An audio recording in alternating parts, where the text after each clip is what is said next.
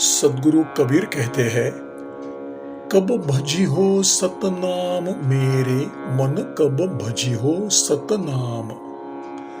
बालापन तो खेल में खोयो, ज्वानी में व्याप्यो काम। बिरिध भयो तन कापन लाग्यो, लटकन लाग्यो चाम। घर की नारी विमुख हो बैठी, पूत करत बदनाम। बड़बड़ात है निस दिन बुढ़वा, अटपट आठो जाम। लाठी टेकी चलत मार्ग में, सह्यो जात नहिन धाम। कानन बहिर नैन नहिन सूझे, दात भयो बेकाम। खटिया से भूमि पर धरी है, छूटी जात धन धाम। कहई कबीर तब का तुम करी हो, जब परिहई जम से काम। सदगुरु कबीर कहते हैं, हे मन, तू परमात्मा का भजन कब करेगा। तूने बाल अवस्था खेल कूद में व्यतीत की, युवावस्था गृहस्थी में और वृद्ध अवस्था में शरीर कांपने लगा तथा चमड़ी सब लटक गई। अब भगवान का भजन कब करोगे। तुम्हारी घरनी अर्थात भार्या तुमसे विमुख होकर बैठी है। तुम्हारा पुत्र तुम्हें बार बार अपमानित करता है, तुम्हारा तिरस्कार करता है और कहता है कि यह बूढ़ा दिन रात आठों पहर अटपट बोलता रहता है। इतने अपमानित होकर भी भजन नहीं करते, कब करोगे। तुम मार्ग में लकड़ी के सहारे चलते हो, तुम्हें धूप सहन नहीं होती है। कान से बहरे, आंख से अंधे हो चुके हो और तुम्हारे सब दांत बेकाम हो चुके हैं। अब भजन कब करोगे। जब शरीर छूटने को होगा तब लोग खटिया से पृथ्वी पर धर देंगे, तुम्हारे धन धाम सब छूट जाएंगे। सदगुरु कबीर कहते हैं कि उस दिन तू क्या करेगा जिस दिन यमराज से काम पड़ेगा। यम यातना भोग कर फिर जन्म मरण रूप संसार में आएगा। अतः इस दुख से मुक्त होने के लिए तुम कब श्री राम को भजोगे। जा दिन मन पंछी उड़ी जई है, ता दिन तेरे तन तरुवर के सभे पात झरी जई है। यह देहिया के गर्वन करिए, स्यार काग गिध खई है। तन गति तीन विष्ठा कृमि है, नातर खाक उड़ई है। कहाँ यह नैन कहाँ यह शोभा, कहाँ यह रूप देखे है। चमक चांदनी कहाँ रहेगी, के ही देखी मन ललचई है। जेहि लोगन से नेह करत है, सोई देखी घिनई है। घर के कहे सवेरे काढ़ो, भूत होय धरी खई है। जेहि पुत्रन को बहु प्रतिपाल्यो, देवी देव मनई है। सोले वास दिए खोपड़ी में, सिर फोरी कई बिखरई है। अजहुम मूढ़ करई संत संगति, तो संतन में कछु पई है। कहई कबीर सुनो भई साधु, आवागवन नसई है। सदगुरु कबीर कहते हैं, हे मनुष्य शरीरधारी जीव, जिस दिन मनरूपी पक्षी इस शरीर में से उड़कर चला जाएगा, उस दिन इस शरीर रूपी वृक्ष के इंद्रिय प्राणादि सभी पत्र झर जाएंगे। जैसे ग्रीष्म ऋतु में जब वृक्षों के सभी पत्ते गिर जाते हैं तब वृक्षों की शोभा नष्ट हो जाती है, वैसे ही शरीर में से मन इंद्रिय प्राणादि के निकल जाने पर शरीर की शोभा भी नष्ट हो जाती है। इस शरीर को देखकर अभिमान नहीं करना चाहिए, क्योंकि इसको तो उस दिन सियार, काक तथा गिद्ध आदि खा जाने वाले हैं। इस शरीर की तीन ही तो गति है, विष्ठा, कृमि या राख।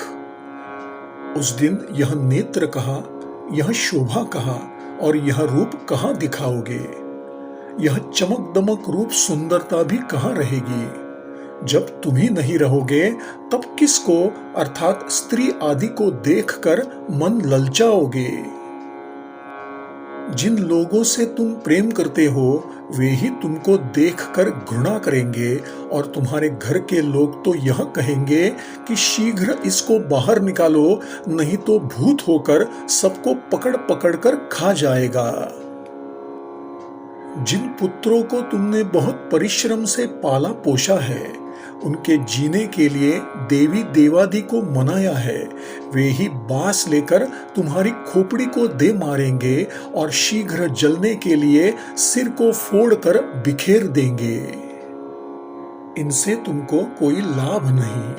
हे मूढ़, तुम अभी भी यदि सत्संगति करो तो संतों से कुछ अवश्य पाएगा, उपदेश मिलेगा, ज्ञान होगा और तुम्हारा जन्म मरण नष्ट हो जाएगा। नर सुमिरहु सिरजनहार, मानुष तन पायके। कैसे रहत अचेत, कबे फिर अवसर पई हो। फिरन मिलई असदाव, बहुरी पीछे पचतई हो। लख 84 जीव योनि में, मानुष जन्म अनूप। ताहि पाय चतत नहिन, कहाँ रंक कह भूप। गर्भवास में कौल किया, मैं भजिहऊ तो ही। निश दिन सुमिरो नाम, कष्ट से काढ़ो मोही। एक राम को जानिके, रहऊ नाम लवलाय। नेक न तो ही बिसारिहऊ, यह तन रहे किजाय। इतना किया करार, काढ़ी प्रभु बाहर कीन्हा। भूल गई यह बात, भये माया आधीना। भूली बतियावा दिन की जब, आ गई मतिया आन। 12 बरस तो ऐसे ही बीते, खेलत फिरत नादान। तरुणापन जब आय, देह यौवन मद माता। चलत निहार छाह, तमकी के बोले बाता। चोवा चंदन लायके, पहिरे वसन बनाय। गलियों में झांकत फिरे, परतीय देखी मुसुकाय। तरुणापन गौ बीती, बुढ़ापा आय तुलाने। कापन लागे शीश चलत, दुई चरण पिराने। नैन नासिका चूवन लागे, मुख से निकसे श्वास। वात कफ ने घेर लिया है, छूट गई तन की आस। मात पिता सुर नारी, कहो काके संग लागी। जब यह तन जरी जाय, कामिनी होत सौभागी। एक दिन काल गरा सिहई, परिहो जम के दाव।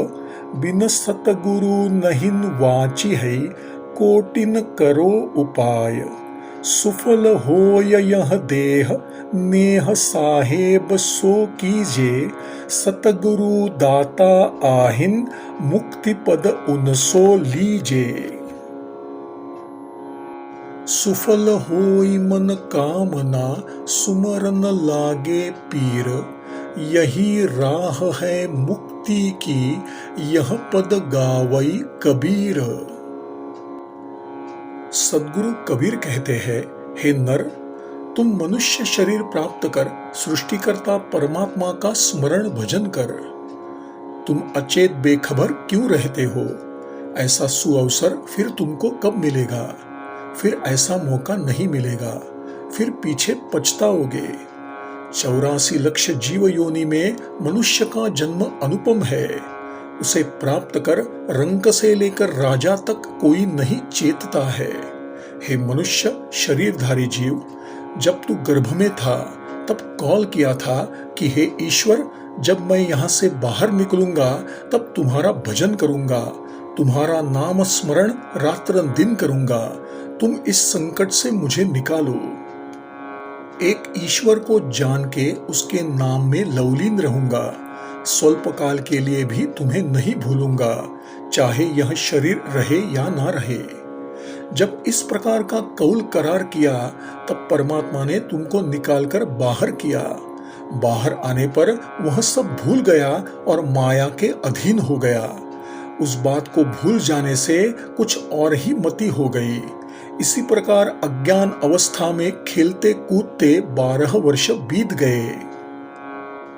जब युवा अवस्था आई तब शरीर यौवन मद से मतवाला हो गया। चलते समय अपनी छाया को देखकर अभिमान बढ़ गया और तमक कर बात बोलने लगा। शरीर में चंदनादि सुगंधी द्रव्य लगाने लगा, सुंदर सुंदर वस्त्र आभूषण पहनने लगा, गलियों में फुलकते हुए चलने लगा और दूसरे की स्त्रियों को देखकर मुस्कुराने लगा, हंसी मजाक करने लगा। जब जवानी बीत गई और बुढ़ापा आया अर्थात वृद्धावस्था आ गई तब सिर कांपने लगा। चलते समय दोनों पैर दुखने लगे, नेत्र और नासिका से पानी गिरने लगा, मुख से ऊर्ध्व श्वास निकलने लगा, वात पीत कफ ने घेर लिया और शरीर के रहने की आशा छूट गई। हे जीव, तुम कहो तो सही कि माता पिता पुत्र और स्त्री आदि संबंधी जन किसके साथ गए हैं जो तुम्हारे साथ जाएंगे। जब यह शरीर जल जाएगा तब तुम्हारी कामिनी स्त्री दूसरा पति करके सौभाग्यवती हो जाएगी या हो जाती है। एक दिन तुमको काल ग्रास कर जाएगा, खा जाएगा, यमराज के दांव पेंच में आ जाओगे। तुम करोड़ों उपाय करो, सद्गुरु के बिना बच नहीं सकते हो। हे जीव, तुम्हारा यह देह सुफल हो जाएगा, सार्थक हो जाएगा। तुम परमात्मा से नेह स्नेह प्रेम और भक्ति करो। सद्गुरु दाता है, उनसे मुक्ति पद मांग लो, तुम्हारी मनोकामना सुफल हो जाएगी। सद्गुरु का स्मरण करने लगोगे।